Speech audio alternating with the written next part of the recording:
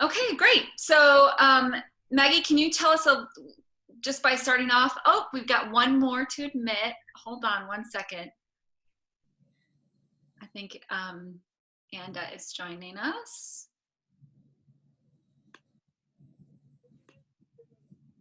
Hi, Anda.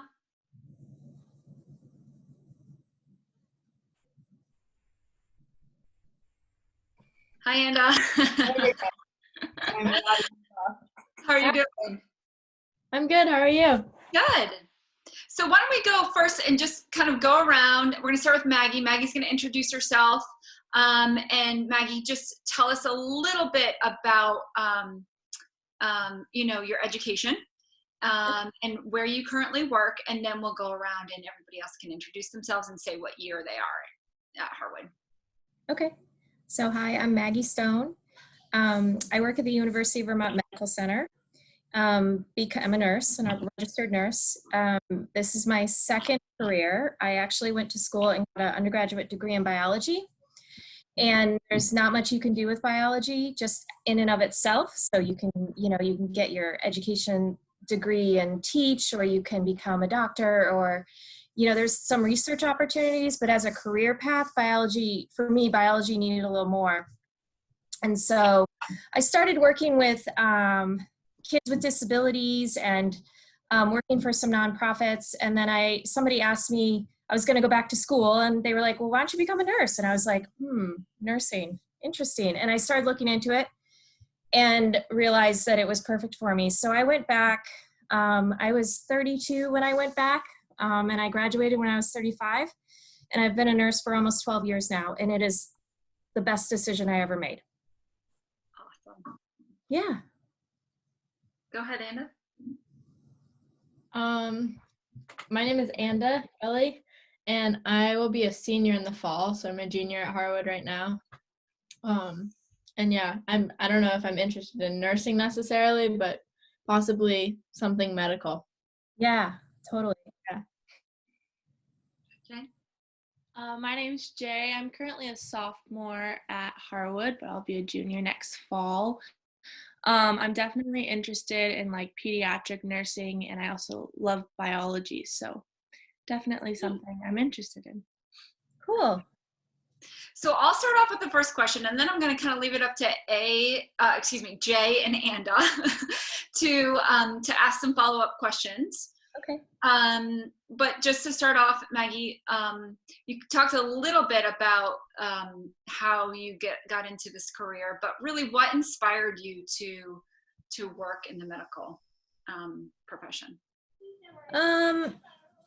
So I've always been interested in working in the medical profession, and I think that when I started looking at going back to school for something, honestly, I thought I was going to become a high school biology teacher.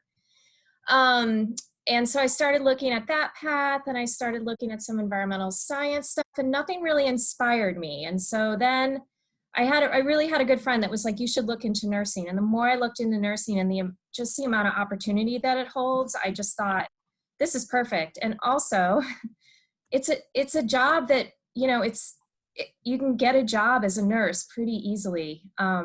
There's a shortage of nurses. And so I really felt like that seemed to be the right decision. And then I started applying to nursing school and learning more about it. And it just fit with me. Great. Okay. Jay, do you mind starting? Do you want to ask a question? Sure. Okay. I guess I'll just start with the first question. What was your major in college, and how does that relate to the work that you're doing currently? Okay, so I have an undergraduate degree in biology. And actually, when I took the undergraduate degree, I thought maybe, I was really interested at that time. I had taken like an epidemiology class, which epidemiology is the study of diseases. And diseases in populations. And I was really interested in that kind of population biology and spread of diseases and how things start. And that kind of perked my interest into the medical field. So I have a bachelor's of science in biology, and then I have a bachelor's of science in nursing. Most academic medical centers at this point won't hire anybody unless you actually have a 4-year nursing degree. Vermont has a couple of what's called ADN programs, so Associate's Degree in Nursing, which are 2-year programs. VTC has one, Castleton has one, and across the lake in Plattsburgh, they have an ADN program as well. But the University of Vermont Medical Center will hire nurses with an ADN with the expectation that you get your bachelor's within 2 years. So it's kind of a, nursing is, there's a lot of responsibility in nursing. And so having that extra education is really helpful. So. Anda? My question would probably relate to like how you became a nurse. I guess you kind of like mentioned it, but like what led you to know that this is what you wanted to do? Gosh, that's I think, so have you guys heard of Vermont Adaptive Ski and Sports? Mm-hmm. Up at the mountain at Sugarbush. So I had run that program for a little while, and had actually done some care work for one of the clients that was up there. And that was, he actually inspired me to, say like, have you ever thought of being a nurse? I had never thought of being a nurse. I really hadn't. He knew that I was going back to school. And so I'd worked with this population for a while, people with disabilities, both emotional, intellectual, or physical disabilities. And I really loved caring for people. And that's the heart of being a nurse, is that you care for people. Nurses take a really holistic view of the person. And yeah, you're treating the disease, and yeah, you're looking at vital signs, and you're constantly, checking labs and looking at the big picture of the person, but you're also there to help them with the emotional side of being sick. And so I think that just really fits in with who I am as a person. And so once I started going to nursing school, I was like, wow, this is really cool. And then I started doing clinical and realizing I love connecting with people, and I love caring for them. And it also ties in the science part of trying to figure out what's going on with them. And picking up on subtle cues if they're not doing well, to report to the doctor what's going on. The doctor in the hospital takes care of a lot of people.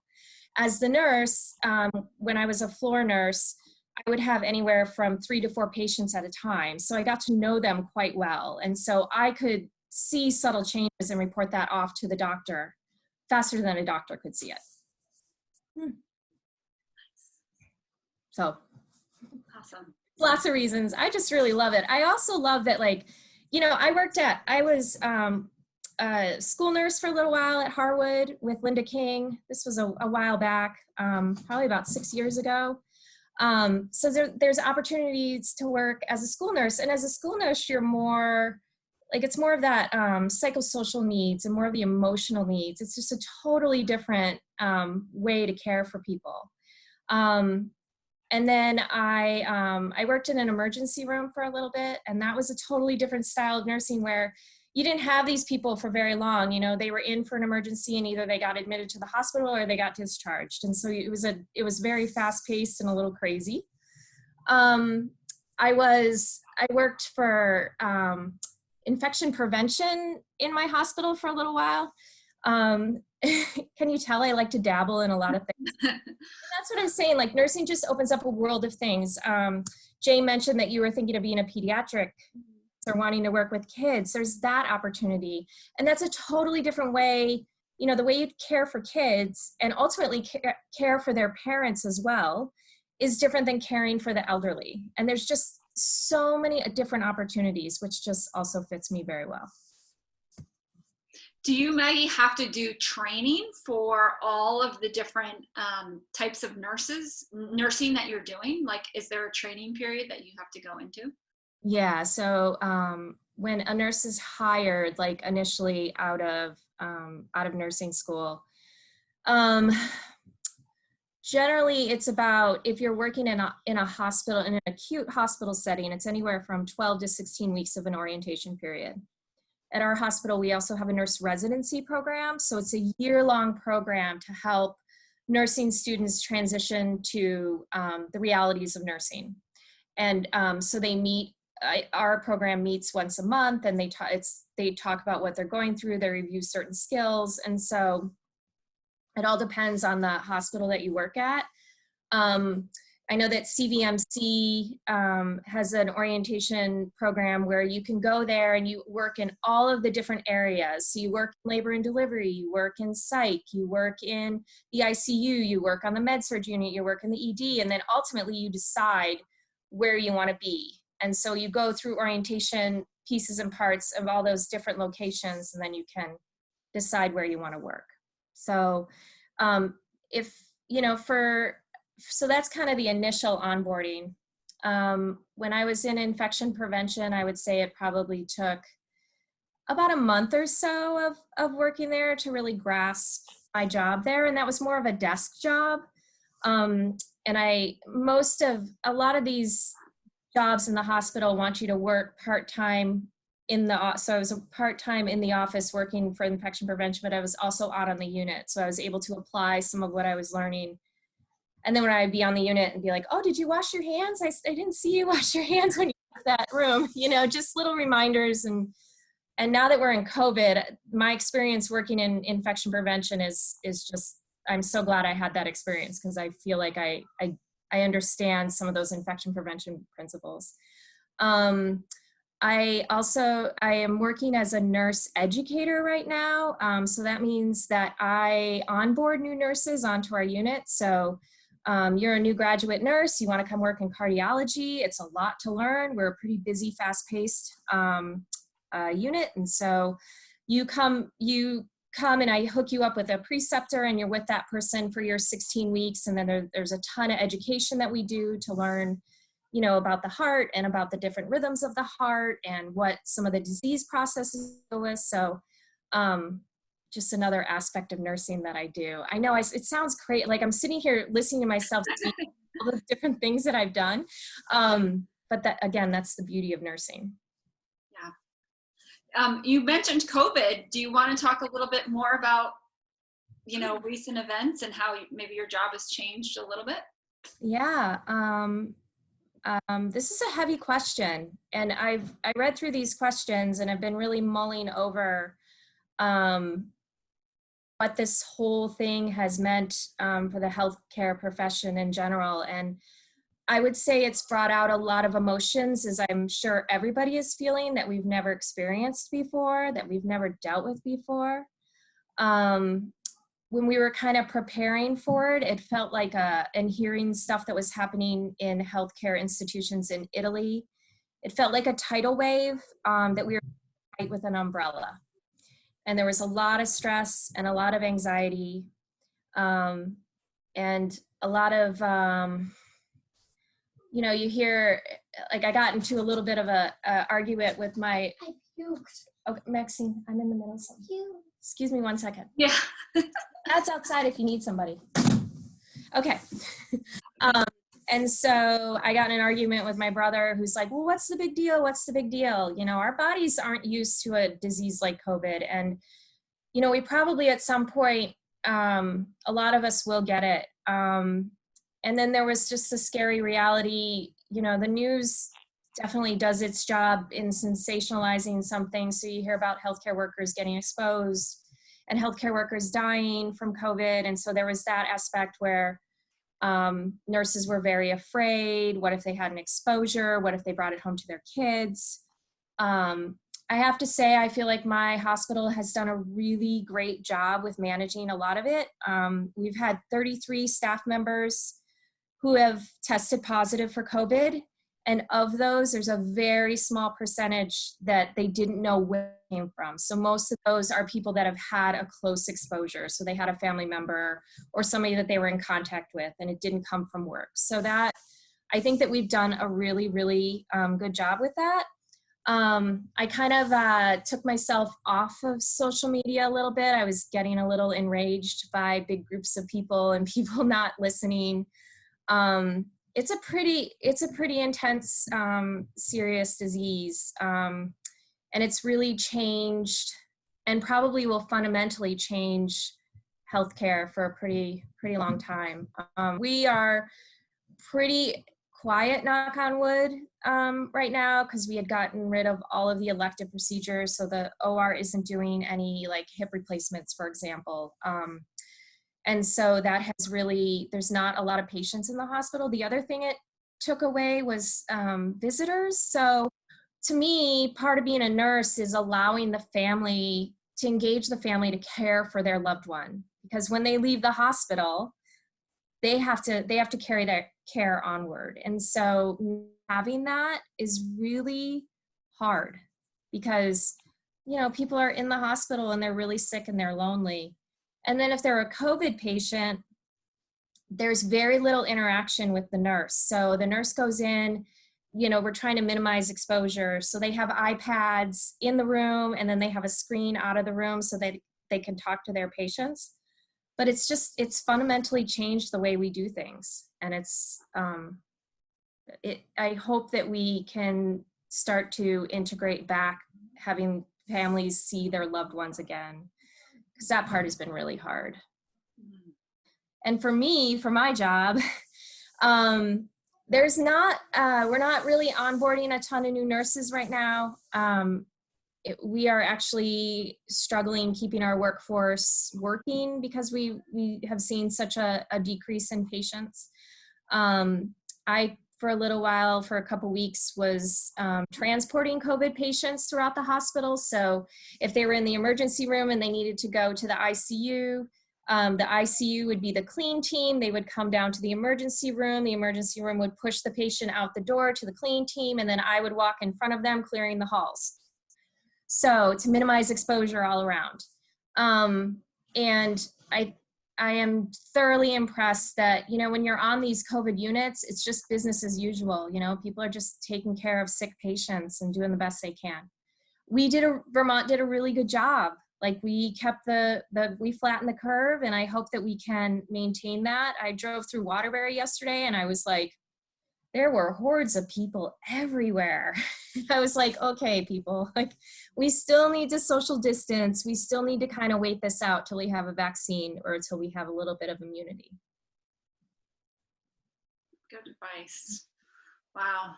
Yeah, it is interesting to think like a whole sort of paradigm change with care, right? Because much of your training is really working with patients and their families. Yeah, it's different. It's different. Yeah. So, you know, and I really feel like there is a lot of news about it, and sometimes it's not accurate. And then people glom onto that and kind of run with it. I think the best things we can do right now, though, is to wear a face mask when we go into public, and that's to contain your own stuff. That's not to prevent you from getting it from someone else, because that's really not going to do a great job. If somebody sneezes, it's going to maybe prevent it from getting through that face mask, but those are really meant for if you have it on and it's to contain your own stuff. So just realizing that it's to protect, you know, if everybody's wearing a mask in public these days, that it's just to protect everybody. So, and to maintain our distance, which is hard. Yeah. Yeah. Jay or Anda, do you have some more questions? Yeah, kind of on a little bit of a different note. Can you talk about your steps to becoming a nurse? Like the college you went to and like any prerequisites or anything like that? Yeah, so I ended up getting into both VTC and Norwich when I applied, and I decided to get my BSN and I went to Norwich. I commuted over the mountain to Norwich. And because I already had an undergraduate degree, I had to do 3 years there because there were three years of clinicals. The first clinical you do is in a nursing home, which is where you really learn how to help people with what we call their ADLs, their activities of daily living. So helping people brush their teeth, helping people get washed up, helping people get dressed, you know, those really basic things, that's the fundamental stuff of nursing. And so I was at Berlin Health and Rehab. I don't know, I think it's called Genesis now. It's the one near the hospital in Berlin. But and I think that was the second semester. So that would have been my second semester of my sophomore year. The coursework is hard. It's grueling. You have to learn a lot. And then you have to do all these clinical rotations on top of it. So there's 2 semesters of med-surg rotations, and I did one at UVM on their oncology unit, hematology and oncology unit, or their cancer unit. And I can tell you, I do not want to be a oncology nurse. I have nothing but respect for people that manage that. But it was heartbreaking for me to be on that unit. But, you know, interestingly enough, my friend Cody, who was a Harwood grad, really glommed on to that unit, and she ended up becoming an LNA there and is still working there 12 years later. So, you know, that's what I mean about nursing. It fits different people in different ways. And then I also had a rotation on a cardiothoracic surgery floor. So they were post-op open heart patients. And I was really, that kind of sparked my interest in the heart. And that was really interesting work. I did a labor and delivery rotation. I did a pediatric rotation, and I'm still kind of interested in working with kids. I haven't quite gotten there, but it's really interesting. And then in those rotations, I ended up doing I did a rotation in the ICU for a couple of clinical rotations just to see that aspect. And I did a rotation in the NICU, the neonatal ICU, which I thought was really cool. And I applied once to go up there, and it didn't work out because of scheduling issues, but those little babies are like that big. And so I think that is something that I'm also interested in. I also did, I applied the year between my junior and my senior year, I applied for an externship, which I don't know why they call it an externship instead of an internship, but whatever. So it's called a nurse externship, and that was at Dartmouth. And I worked on a neurology floor when I was there for the whole summer. And that kind of experience really, really helped me transition from being a student nurse to a professional nurse, because I was with the same person all summer. I had to take on a patient load. I had to give medications, you know, safely, and learn just a ton of different things. I have to say neurology is not my favorite, but I'm glad I did that rotation.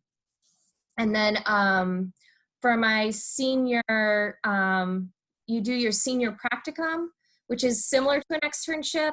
And I did my senior practicum at Dartmouth as well. And I ended up on a GI surgery floor, which I didn't, again, much enjoy it, but it was a good learning experience. I had a great preceptor, and I learned a lot. And then when I was, then I graduated, and I started working on the same unit that I'm on now. I applied to a lot of different places, and I really liked this unit. I really liked the management team. They were all about teamwork. They were all about supporting their staff, and I really had a good feel. So, and then I just fell in love with cardiology. I think the heart is the coolest organ on the planet. So that's kind of how I ended up there. But, you know, you kind of have to, when you're in nursing school, you really have to put yourself out there. And, you know, when we were doing our pediatric rotation, I asked if I could go to the NICU because I was interested, and they were like, oh, sure. And so they figured that out for me. So you really have to, you know, put yourself out there and show your interest, and get as much experience as you can in nursing school, because honestly, nursing school is this really awesome place where you get 1 or 2 patients and everybody's happy. And I really enjoyed that. But the reality of nursing is a little bit different. And so that transition is what really interests me right now. Like, you know, I think that nursing schools do a really good job at what nursing is. But when you get 4 patients and you're trying to manage their care, and one is not doing well, and how do you take care of the other 3, and you have to get your documentation done, and there's just a lot going on. So time management, teaching new nurses time management is a big thing that I work on now. But yeah, that's kind of my trajectory. Amanda?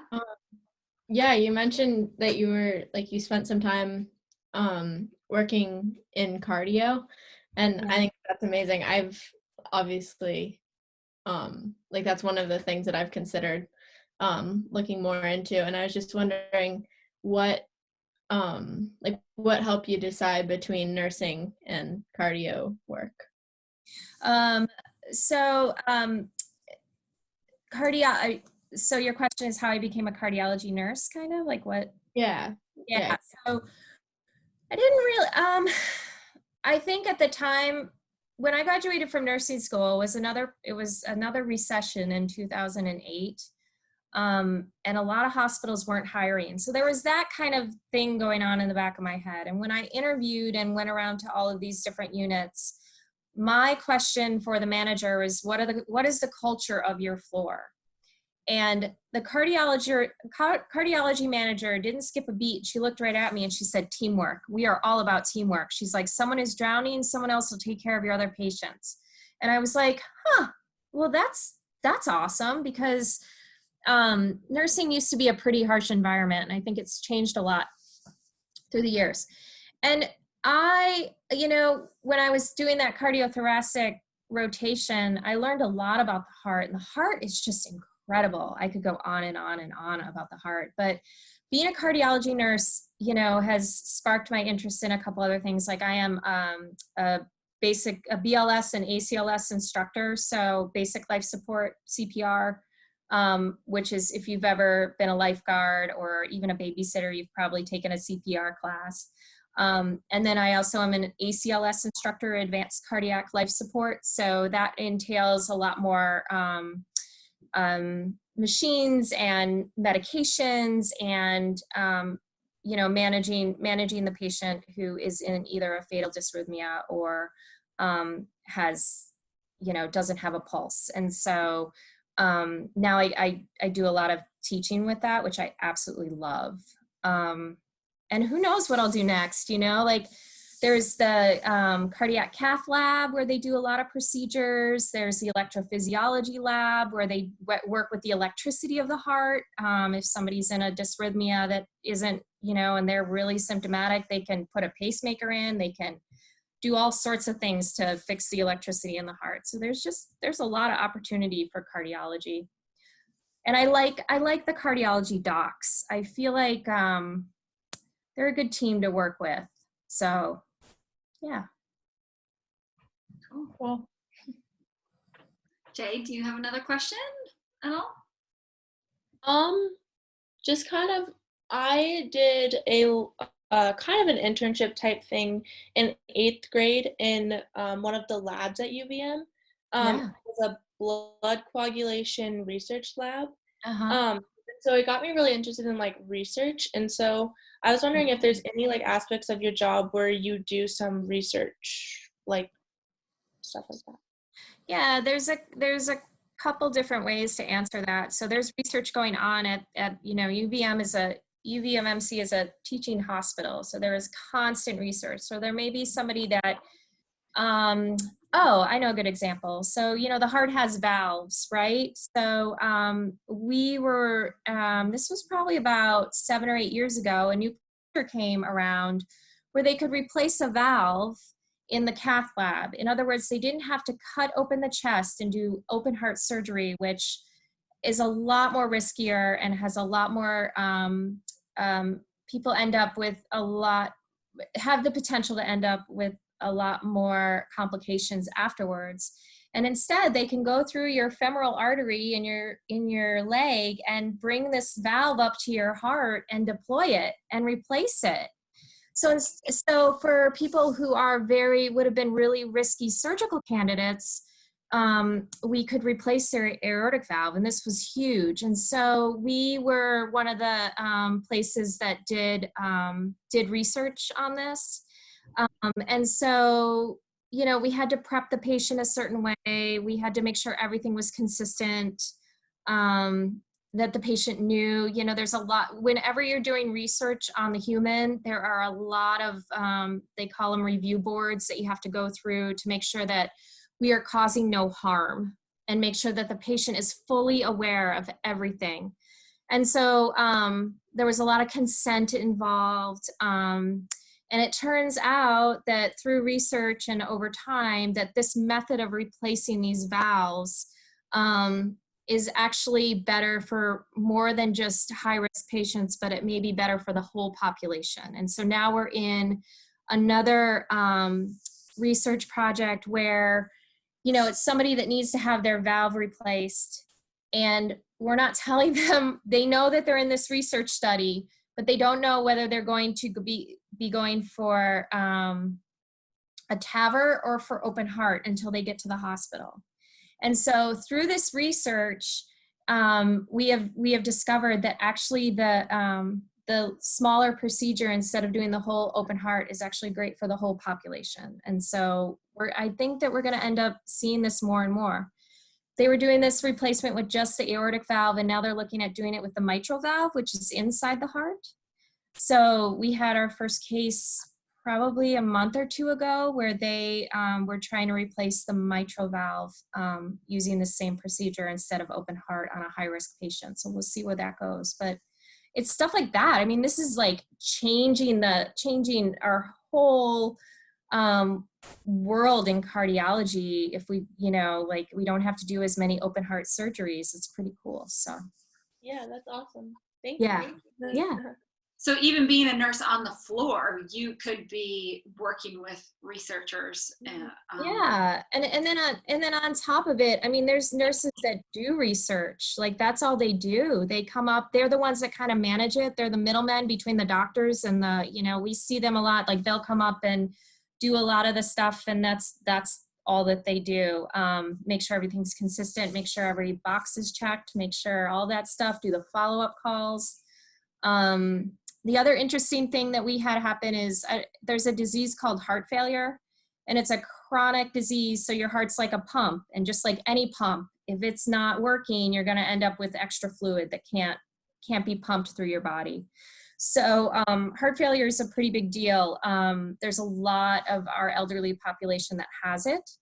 And we had a nurse that recognized this and applied for something called a Felis Scholarship to do research to figure out if he was just teaching people about heart failure and teaching things that they could do at home and making sure people had their medication and their follow-ups and all that kind of stuff, instead of putting it on the busy floor nurse, that if it would improve readmission rates. So he did this whole project and it worked. We decreased our readmission rates by like 20% for heart failure. We kept people at home longer. We educated them on when they should be calling their provider before arriving. You know, if they were short of breath, they should call their provider early on instead of waiting until they ended up in the emergency room. And he created a new position for himself. And he did that for a number of years. He recently left that position, but he, that's all he did was walk around and teach people about heart failure. And that was all from his research. So he proved that he was good at, he proved that it was worthwhile for him to do that. So there's stuff like that that happens all the time too. Wow. Yeah. The cost savings, I'm sure that's involved in, you know, Oh yeah, huge. those folks. Yeah, because Medicaid won't, Medicare won't pay for readmissions of certain disease. Heart failure is one of them. So if you can prevent that readmission within 30 days, there's a lot of stuff like that, like hospital infections. If somebody gets an infection, Medicare won't pay the hospital for that. So the hospital just kind of has to absorb that money. And so if we can prevent that, it's huge. It's best for the patient, first off, but it is huge in saving money for the hospital. Wow. Yeah. Think about things like that. Yeah. And do you have any other questions? If our time is short, no. I've loved hearing about what you've done and your experience and all of it.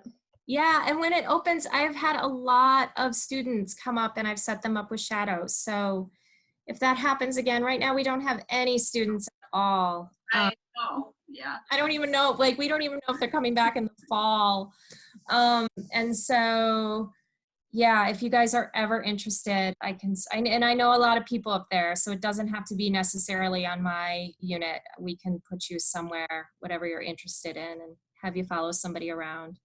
Maggie's been great at taking Harwood students and then sometimes like placing them with, I remember the last shadow, you placed it with a recent grad who was really on top of the game, and like, but it was great because that student was a senior and she's actually going to nursing school. She's going, yeah, it's really exciting.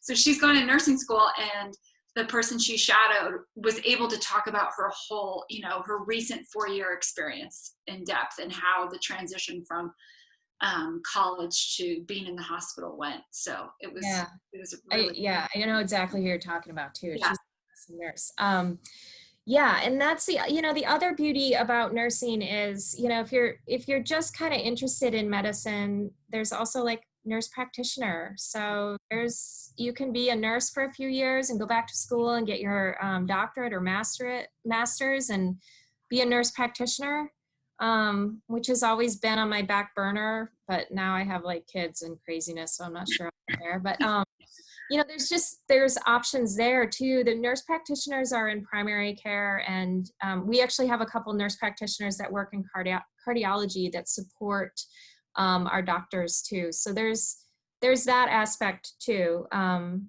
UVM actually has a program called the is it the DEPIN program? I think it's called the DEPIN program. And it's a pretty long program, but you start out and you get your nursing degree first, and then you carry on and you get your nurse practitioner by the time you're done. So you don't really a lot of people will go and get their RN and then they'll go back to school, and this kind of puts it into one big package. So there's options like that as well. So. awesome. Yeah. Great. Thank you so much, Maggie. Jay, do you have any last questions? Are you good? Okay. Good. And hang in there, you guys. It's going to get better soon. I promise. If you have to see your friends, just stay apart, just do your best. I know it's hard. Yeah. I think especially for teenagers. Oh, I can't even imagine. I keep saying that I'm so lucky my kids are little. I know. Yeah. Because they're just kind of like, well, this stinks, but whatever. I can't imagine wanting to, see my friends, and I have a lot of respect for you guys, and hang in there. Yeah, my brother's a senior, so That's a little tough on him, but yeah. we'll get through it. Yeah, totally. It is tough for the seniors in particular. Seniors in college too. They're going through the same disappointments around not having those last few months.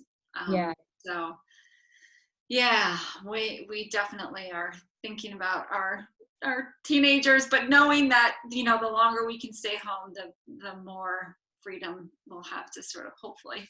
Exactly. This summer. And it's working. It really is, you guys. It totally is working. Awesome. Yeah. So good. Well, thank you. And if Jay and Anda